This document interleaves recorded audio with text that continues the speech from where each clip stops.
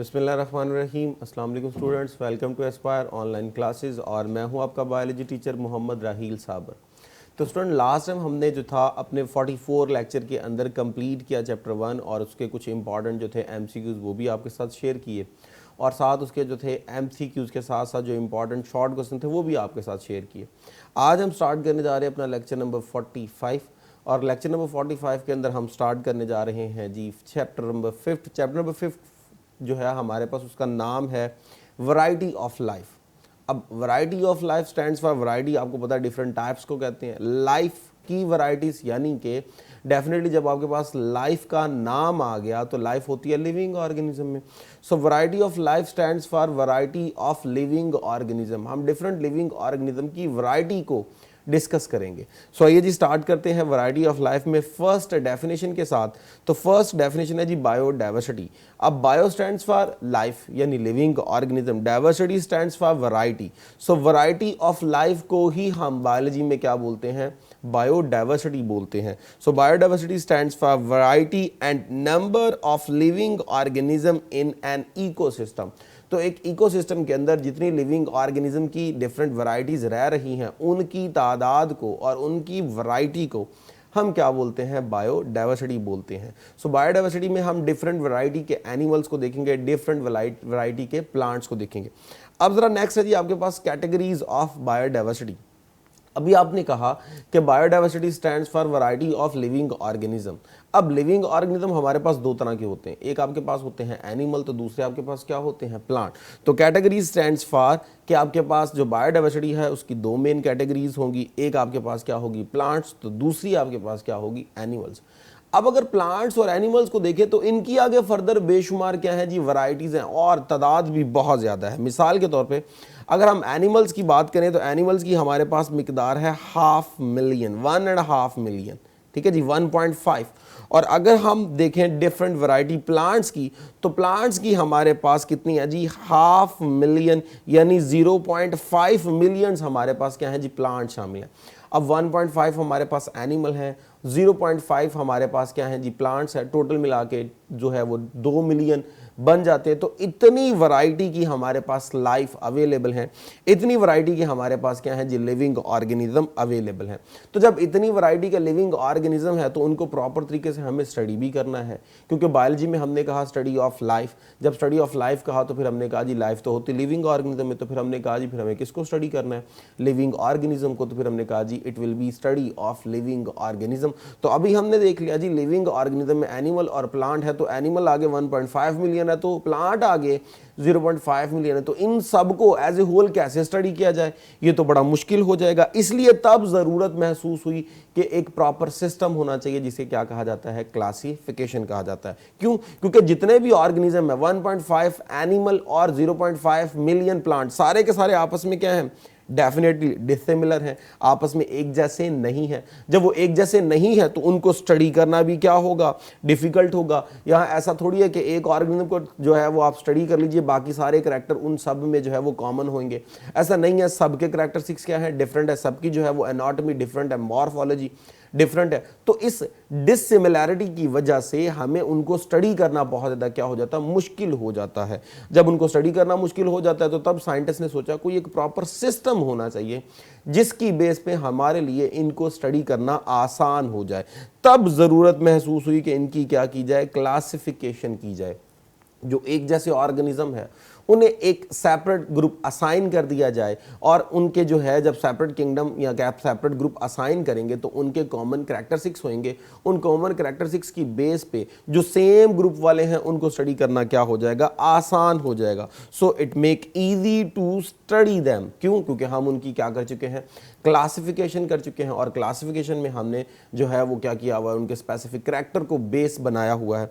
तो इस तरह क्लासिफिकेशन की क्या हुई? ज़रूरत महसूस हुई। लेकिन लेकिन जब आपने क्लासिफिकेशन करनी है तो इट मस्ट बी प्रॉपर, यानी एक प्रॉपर मैनर में क्लासिफिकेशन होनी चाहिए। ये नहीं है कि बस आपने क्लासिफिकेशन कर दी और बाद में अच्छे खासे मसाइल खड़े हो गए। वो जो आप आसानी के लिए क्लासिफिकेशन कर रहे थे कि स्टडी करना आसान हो जाए, अब पहले से भी ज़्यादा क्या हो गया, मुश्किल हो गया है। एक ग्रुप के अंदर ऐसे ऐसे करैक्टरिस्टिक्स हैं जो किसी तरीके से उनको एक ग्रुप में इकट्ठे कर ही नहीं पा रहे। इसलिए जो है वो क्लासिफिकेशन क्या होनी चाहिए, बड़ी प्रॉपर होनी चाहिए, ताकि उसको स्टडी करना क्या हो जाए, आसान हो जाए। तो माजी में भी क्या किया गया, लिविंग ऑर्गेनिज्म को जो इंफॉर्मेशन थी उसकी बेस पे क्या किया गया, क्लासिफाई किया गया। अब जब क्लासिफाई किया गया तो वो बड़े इम्प्रॉपर मैनर में किया गया। वो इम्प्रॉपर मैनर क्या थे, क्लासिफिकेशन के दौरान क्लासिफिकेशन की गई जी on the base of height.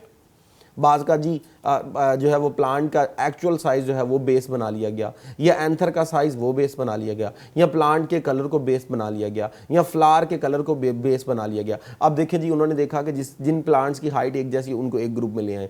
अब हाइट के लिहाज से अब ये तो कोई प्रॉपर जो है स्ट्रेटजी तो ना हुई। अब जितने एक साइज वाले थे जब वो एक ग्रुप में आ गए तो वो सारे स्पीशीज भी डिफरेंट थी, स्टडी करना और क्या हो गया, मुश्किल हो गया। एंथर की साइज पे जो था क्लासिफाई करना शुरू कर दिया, तो कुछ प्लांट्स में तो एंथर होते ही नहीं है, ठीक है जी। आप फ्लावर्स के कलर की बेस पे क्लासिफाई करना शुरू कर दिया, एक जैसे कलर वाले फ्लावर इकट्ठे जो प्लांट है उनको इकट्ठा रखना शुरू कर दिया, उसमें अच्छी खासी क्या आना शुरू हो गई, प्रॉब्लम आना शुरू हो गई। तो ये जो हम करैक्टरिस्टिक्स ले रहे हैं कि जी हाइट की बेस पे कर लीजिए, कलर की बेस पे कर लीजिए, साइज की बेस पे कर लीजिए, ये सारी बड़ी इम्प्रॉपर जो है वो स्ट्रैटेजीज हैं टू डेवलप क्लासिफिकेशन। फिर क्या देखा गया जी, एवोल्यूशनरी हिस्ट्रीज को देखा गया कि देखिए ना, डिफरेंट वैरायटी के ऑर्गेनिज्म है, लेकिन अकॉर्डिंग टू साइज हमें पता है they are belongs to single common ancestor, जिसे आप मोनोफाइलेटिक स्ट्रेटजी बोलते हो। So all organism have evolutionary history. क्यों? क्योंकि सबके कॉमन एंसेस्टर है। जब कॉमन एंसेस्टर है तो डेफिनेटली ये जो वैरायटी के लिविंग ऑर्गेनिज्म बने हैं वो एक कॉमन एंसेस्टर से बने हैं, तो ज़रूर कोई ना कोई तो सिमिलैरिटीज़ अभी भी होंगी। तो उस बेस पे क्यों ना कर लिया जाए, लिविंग ऑर्गेनिज्म को क्लासिफाई कर लिया जाए। So some organism are more closely related than other. तो डेफिनेटली जब आप ऑर्गेनिजम्स को देखते हैं तो बेशुमार ऑर्गेनिज्म ऐसे जो आपस में बहुत ज्यादा एक दूसरे से क्या कर रहे हैं, रिलेट कर रहे हैं। मिसाल के तौर पे मैं कहता हूँ जी, मैं एक तरफ ले लेता हूँ जी हॉर्स और दूसरी तरफ ले लेता हूँ जी मैं सपोज कर लीजिए मैं ले लेता हूँ डोंकी। अब हॉर्स और डोंकी को कंपेयर कीजिए तो उनमें अच्छी खासी क्या होंगी, सिमिलैरिटीज़ होंगी। लेकिन अगर मैं हॉर्स को कंपेयर करना शुरू कर दूंगा जिराफ से तो अच्छी खासी क्या होंगी, डिसिमिलैरिटीज़ होंगी, ठीक है जी। बिल्कुल इसी तरह हम क्या करते हैं, किसी एक बर्ड को ले लेते हैं, मैं क्या करता हूँ जी, मैं स्पैरो को लेता हूँ और स्पैरो का कंपैरिजन पिजन से करना शुरू कर देता हूँ। तो डेफिनेटली जो है स्पैरो और पिजन दोनों आपस में अच्छे खासे जो है वो क्या होंगे, रिलेटेड होंगे। दोनों में फेदर्स हैं, दोनों के अंदर विंग्स हैं, दोनों के अंदर जो है वो 2 लेग्स हैं, दोनों जो है वो फ्लाइट कर सकते हैं, दोनों के अंदर बीक है, बीक के अंदर जो है वो टीथ नहीं है। तो अच्छे खासे करैक्टरिस्टिक्स आपस में क्या करते हैं, मैच करते हैं। तो जो ऑर्गेनिज्म है हमने उनमें ये देखना शुरू कर देना है कि कौन से ऑर्गेनिज्म जो है वो आपस में क्लोजली रिलेटेड है और कौन से ऑर्गेनिज्म जो एक दूसरे से क्या है, डिफरेंट है। मिसाल के तौर पर जैसे मैंने अभी कहा कि आप स्पैरो को देखेंगे तो ये ज्यादातर क्या होगा, पिजन से रिलेट करता होगा। लेकिन इसी का कंपैरिजन आप किसी इंसेक्ट से कर दीजिए, इनवर्टिब्रेट, या किसी वर्टिब्रेट से कर दीजिए, वर्टिब्रेट स्टैंड्स फॉर किसी मैमल से कर लीजिए, ये खुद भी तो वर्टिब्रेट है, लेकिन अगर आप इस वर्टिब्रेट की बेस पे आप मैमल से इसका कंपैरिजन करना शुरू कर देते तो it will B entirely different from the mammal. हालांकि दोनों क्या हैं, दोनों वर्टिब्रेट हैं। तो क्लोजली रिलेटेड भी क्या होते हैं, ऑर्गेनिज्म होते हैं। फिर सोचा गया कि क्लासिफिकेशन की बेस क्या बनाया जाए। सो classification is based on the relationship amongst the individual that is similarity in form और स्ट्रक्चर। तो फिर क्या देखा गया कि जब क्लासिफिकेशन करेंगे तो क्लासिफिकेशन इस बेस पे करेंगे कि हमने देखना है कि लिविंग ऑर्गेनिज्म कितने क्लोजली रिलेटेड हैं, कितने उनके स्ट्रक्चर आपस में मैच होते हैं। यानी अगर मैं क्लासिफिकेशन करना चाहता हूं पिजन्स और स्पैरो की, तो ये एक ग्रुप में आ सकते हैं, लेकिन ये इंसेक्ट के साथ इकट्ठे नहीं हो सकते। तो इसी तरह देखा गया कि लिविंग ऑर्गेनिज्म में सिमिलैरिटीज को देखा जाए। जब सिमिलैरिटीज को देखा जाएगा, कॉमन कैरेक्टरिस्टिक्स को देखा जाएगा, कॉमन स्ट्रक्चर को देखा जाएगा, तो इस तरह उनको स्टडी करना क्या हो जाएगा, आसान हो जाएगा। तब जाके क्लासिफिकेशन की गई और क्लासिफिकेशन की बेस हमने कहा सिमिलैरिटी। और अगर डेफिनेशन की जाए कि इसकी डेफिनेशन क्या है, so the arrangement of the animal and plants. So animal और प्लांट्स को आप अरेंज कर रहे हो in taxonomical group according to their observe similarities. So हम लिविंग ऑर्गेनिज्म जिनके कैरेक्टरिस्टिक्स एक जैसे होंगे, जिनमें सिमिलैरिटीज होंगी, हम उनको क्या करेंगे, एक प्रॉपर ग्रुप असाइन करेंगे। सो सिमिलैरिटीज की बेस पे, यानी मेन जो बेस बना देगी वो क्या बना देगी, सिमिलैरिटी बना देगी कि हमने एक ग्रुप में उन इंडिविजुअल्स को रखना है जो कि क्या होंगे, कॉमन कैरेक्टर वाले होंगे, जिनमें अच्छी खासी क्या होंगी, सिमिलैरिटीज होंगी। जैसे आप एग्जांपल ले लीजिए, आप किंगडम प्लांटी पढ़ते हैं तो बेटा जब आप किंगडम प्लांटी का नाम लेते हैं तो आपके ज़हन में आता है सारे मल्टीसेलुलर हैं, सारे यूकैरियोट्स हैं, सारे ऑटोट्रॉफ हैं, सब में क्लोरोफिल होगा, सब में सेल वॉल है जो सेलुलोज की बनी है। तो इस तरह सब में कॉमन कैरेक्टर आना शुरू हो गए, सिमिलैरिटीज आना शुरू हो गई।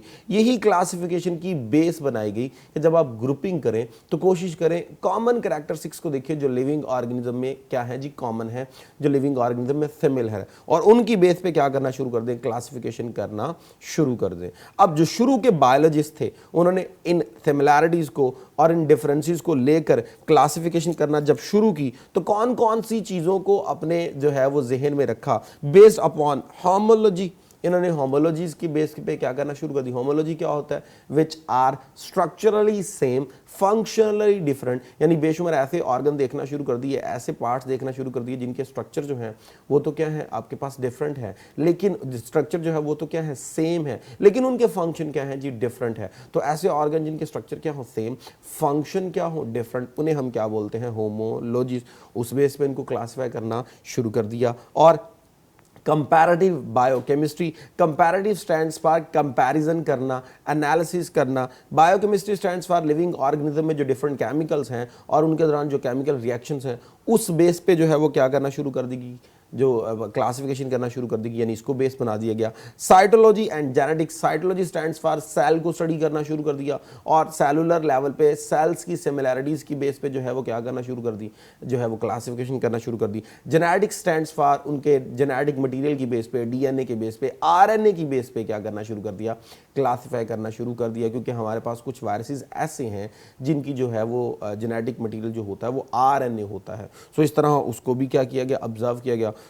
इस तरह उनको क्या करना शुरू कर दिया, इन कॉमन कैरेक्टर्स की बेस पे क्लासिफाई करना शुरू कर दिया। अब जब आप क्लासिफाई करेंगे तो बेशुमार ऐसे ऑर्गेनिज्म है जिनमें अच्छी खासी क्या है, सिमिलैरिटीज हैं, कुछ ऐसे जिनमें अच्छे खासे क्या है, डिफरेंसेस है। तो सिमिलैरिटीज और डिफरेंसेस की बेस पे जब आप क्लासिफाई करना शुरू कर देंगे तो बेशुमार ऐसे ग्रुप भी बनेंगे जो आपके पास बड़े होंगे, कुछ ऐसे ग्रुप भी बनेंगे जो आपके पास क्या होंगे, बहुत छोटे होंगे। जब ग्रुप्स बहुत बड़े होंगे तब जरूरत महसूस हुई कि उन ग्रुप्स को मजीद क्या कर दिया जाए, छोटे छोटे लेवल्स में डिवाइड कर दिया जाए ताकि उनको स्टडी करना क्या हो जाए, आसान हो जाए।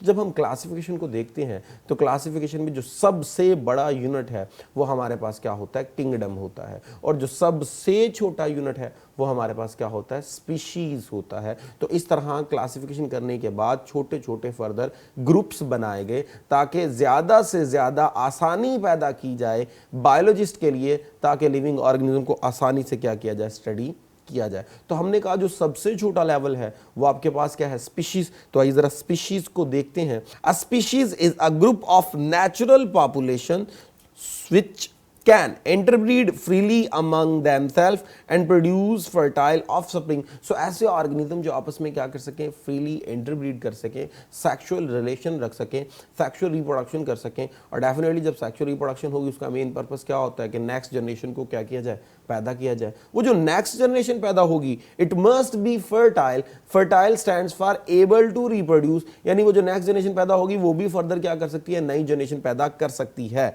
सो ऐसे ग्रुप को जिसमें सारे इंडिविजुअल आपस में सेम हो, वो आपस में इंटरब्रीड कर सके और उनसे जो लिविंग ऑर्गेनिज्म पैदा हो वो भी फर्दर क्या कर सके, इंटरब्रीड कर सके, लिविंग ऑर्गेनिज्म फर्दर प्रोड्यूस कर सके, और साथ ही साथ वो रिप्रोडक्टिवली आइसोलेट होने चाहिए। यानी जो है रिप्रोडक्टिवली आइसोलेट स्टैंड्स फॉर एक जो स्पीशी है वो अपने अंदर ही मैटिंग कर सकती है, वो किसी और के साथ मैटिंग नहीं करेगी। मिसाल के तौर पे डॉग के साथ मैटिंग करेगा, ह्यूमन के साथ मैटिंग करेंगे। So they must be reproductively isolate ताकि स्पीशीज को प्रॉपर क्या किया जाए, कंटिन्यू किया जाए। सो एग्जाम्पल में देखें तो हमारे पास ह्यूमन जो हैं, डॉग्स जो हैं, कैट जो हैं, फ्रॉग्स जो हैं, ये हमारे पास स्पीशीज़ की क्या है, एग्जाम्पल में शामिल हैं। और हर स्पीशी के अंदर अगर हम देखें तो उनके स्पेसिफिक क्या होते हैं जी, स्ट्रक्चर्स होते हैं, और वो स्पेसिफिक इकोसिस्टम के अंदर स्पेसिफिक क्या कर रहे होते हैं, फंक्शन परफॉर्म कर रहे होते हैं। और वो फंक्शन जो है वो definitely with the help of different characteristics होंगे। वो बिहेवियरल मैनर में भी हो सकते हैं, वो फिजियोलॉजिकल मैनर में भी हो सकते हैं। डिफरेंट तरीकों से वो क्या कर सकते हैं, अपने इन्वायरमेंट में क्या कर रहे होते हैं, फंक्शन परफॉर्म कर रहे होते हैं। सो different species do not exchange gene between them. जैसे ऊपर मैंने अभी बात की, दे मस्ट बी रिप्रोडक्टिवली आइसोलेट, यानी ह्यूमन से जब मैटिंग करेगा तो वो अपने जीन ट्रांसफर कर रहे हैं ह्यूमंस के अंदर, तो जीन ह्यूमंस के अंदर ही क्या हो रहे हैं, ट्रांसफर हो रहे हैं। अगर एक स्पीशी किसी और डिफरेंट स्पीशी से मैटिंग करना शुरू कर देगी तो जीन ट्रांसफर हो जाएंगे किसी एक स्पीशी से किसी दूसरी स्पीशी में, जो वहां जाके कोई प्रॉपर बेनिफिट पैदा नहीं करेंगे। तो याद रखिएगा, स्पीशीज के लिए जरूरी ये है, दे मस्ट बी रिप्रोडक्टिवली आइसोलेट, और एक स्पीशी के जीन उसी स्पीशी में क्या होने चाहिए, ट्रांसफर होने चाहिए, किसी नई जो है वो स्पीशीज के अंदर नहीं जाने चाहिए। सो क्लासिफिकेशन जब की गई तो जो पुरानी क्लासिफिकेशन थी उसके मुताबिक दो बड़े ग्रुप बनाए गए, एक था किंगडम प्लांट्स और एक था किंगडम एनिमल्स। अब प्लांट्स में डेफिनेटली सारे क्या होंगे, प्लांट्स होंगे, और एनिमल्स में सारे क्या होंगे, एनिमल। अब प्लांट में आप देख के आए 0.5 मिलियन स्पीशीज, एनिमल में आप देख के आए 1.5 मिलियन स्पीशीज।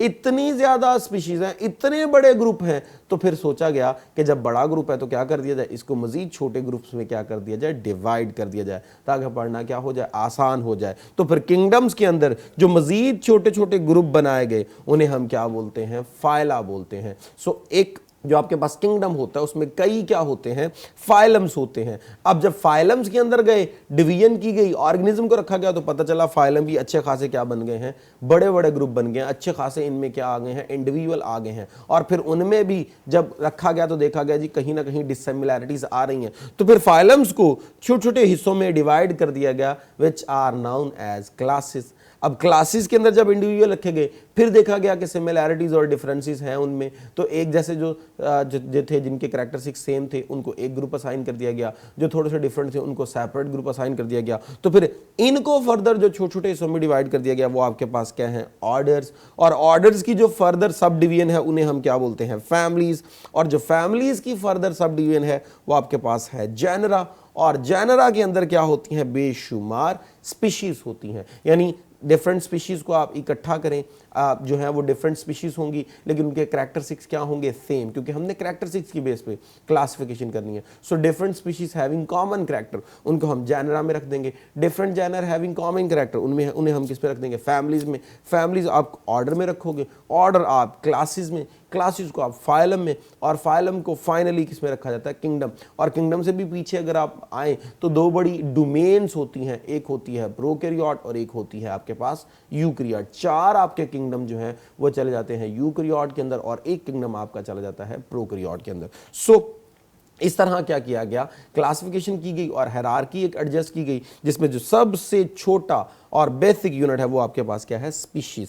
अब हायरार्की में आइए तो सबसे बड़ा किंगडम, किंगडम के अंदर क्या होंगे, फाइलम्स, फाइलम्स के अंदर क्या होंगे, क्लासेस, क्लासेस के अंदर क्या होंगी, ऑर्डर, ऑर्डर्स के अंदर क्या होंगे, फैमिली, फैमिलीज के अंदर क्या होंगे, जीनस, और जीनस के अंदर क्या होंगे, स्पीशीज। यानी कि स्पीशीज को इकट्ठा कीजिए, जीनस बनेगा, जीनस को इकट्ठा कीजिए, फैमिली बनेगी, फैमिली को इकट्ठा कीजिए, ऑर्डर्स बनेंगे, ऑर्डर को इकट्ठा कीजिए, क्लासेस बनेंगी, क्लासेस को इकट्ठा कीजिए, फाइलम बनेंगे, और फाइलम को इकट्ठा कीजिए, किंगडम बनेगा। तो ये बड़ा इंपॉर्टेंट जो है वो एक एमसीक्यू है, इनकी हायरार्की आपको प्रॉपर आनी चाहिए, फ्रॉम असेंडिंग टू डिसेंडिंग या डिसेंडिंग टू असेंडिंग, आपको प्रॉपर जो है वो इसकी हायरार्की पता होनी चाहिए। आइए जी एक एग्जाम्पल से इनको समझने की कोशिश करते हैं, इस हायरार्की को। हमारे पास है जी कॉर्न यानी मकई, तो उसको आप क्या कर रहे हैं जी, क्लासीफाई कर रहे हैं। अब उसका साइंटिफिक नेम क्या है, जी मेव। अब जरा उसकी क्लासिफिकेशन देखिएगा, किंगडम का नेम है जी प्लांटी, और फाइलम का नेम है जी एंथोफाइटा या ट्रैकियोफाइटा, क्लास का नेम है जी एंजियोस्पर्मी, ऑर्डर है जी आपके पास पोल्स, फैमिली है जी पॉयसी, जीनस है जी आपके पास जी, और स्पीशीज है जी आपके पास मेज। इन दोनों को इकट्ठा कर दीजिए तो आपके पास क्या बन जाएगा, उसका साइंटिफिक नेम बन जाएगा जो कि क्या है, जी मेज। और समझने के लिए एक और क्लासिफिकेशन जो आप मैट्रिक लेवल पे पढ़ के हैं, ह्यूमंस की क्लासिफिकेशन, जो यहाँ इंटर में तो आपके सिलेबस में नहीं है, लेकिन सिर्फ समझाने के लिए यहाँ पे ऐड कर दी गई है कि अगर हम देखें किंगडम लेवल, तो ह्यूमंस का किंगडम लेवल क्या है जी, एनिमेलिया, फाइलम है उनका कॉर्डेट, क्लास है उनकी मैमल्स, ऑर्डर है जी प्राइमेट्स, फैमिली है जी आपके पास होमिनिड्स, और जीनस है होमो, और स्पीशीज जो है वो आपके पास सैपियंस, और टोटल नेम आपके पास क्या बन गया, होमो सैपियंस। तो इस तरह क्या की जाती है जी, उनकी हायरार्की एडजस्ट की जाती है। तो ये जो इंट्रोडक्शन है चैप्टर 5 का, होप सो आपको समझ आई होगी। ये सारा ऑब्जेक्टिव के लिए था, इसमें कोई प्रॉपर लॉन्ग क्वेश्चन नहीं है। आपको जो है वो स्पीशीज़ की डेफिनेशन आनी चाहिए, क्लासिफिकेशन की डेफिनेशन आनी चाहिए, क्लासिफिकेशन के जो बेसिस हैं वो पता होनी चाहिए, और ये जो हायरार्की है ये आनी चाहिए। और मोस्ट इंपॉर्टेंट शॉर्ट क्वेश्चन, आपको जो जी मेज यानी कौन की क्लासिफिकेशन है वो आनी चाहिए। सो अब तक के लिए इतना ही, इजाज़त दीजिए। Thank you very much. अल्लाह हाफिज़।